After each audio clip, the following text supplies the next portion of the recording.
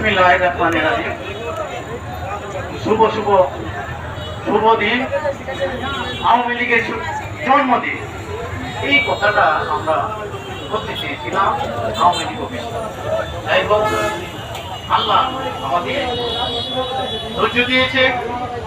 আজকের এই সভার সম্মানিত সভাপতি এবং আজকের সভার প্রধান অতিথি তিনি নৌকার মাঝি, আজকে নৌকার পক্ষে যারা আছেন তারা এক হয়েছেন।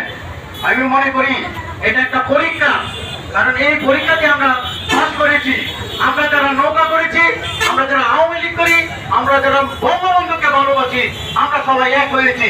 যারা স্বতন্ত্র নির্বাচন করেছে তারা আমাদের থেকে বিচ্ছিন্ন হয়ে আরো দূর চলে গেছে। যদিও বলতেছে তারা আওয়ামী লীগ দখল করেছে, আমি মনে করি দখল করেছে না, তাদের কোনো স্থান নাই। যাই হোক, তারা অন্যায়ভাবে একটা কাজ করেছে, সেই অন্যায় প্রতিশোধ নিতে হবে। আমরা কৌশলগত ভাবে জননেত্রী শেখ হাসিনা স্টেডিয়ামে বলেছিল যে আমি হাত সাপকে দিয়েছি, উনি আমাদের নৌকার লোক। জননেত্রী শেখ হাসিনা কি স্বতন্ত্রের কথা বলেছে? বলে নাই। স্বতন্ত্রের কথা যদি না বলে থাকে, আওয়ামী লীগ দেশ চালায়, আওয়ামী লীগের নৌকায় দেশ চালায়, নৌকায় দেশ চালাবে, কার ছাড়ে কোটিয়া দিয়ে নেতৃত্ব দেবে। বেশি দিয়েছে কোটিয়া দিয়ে বসি।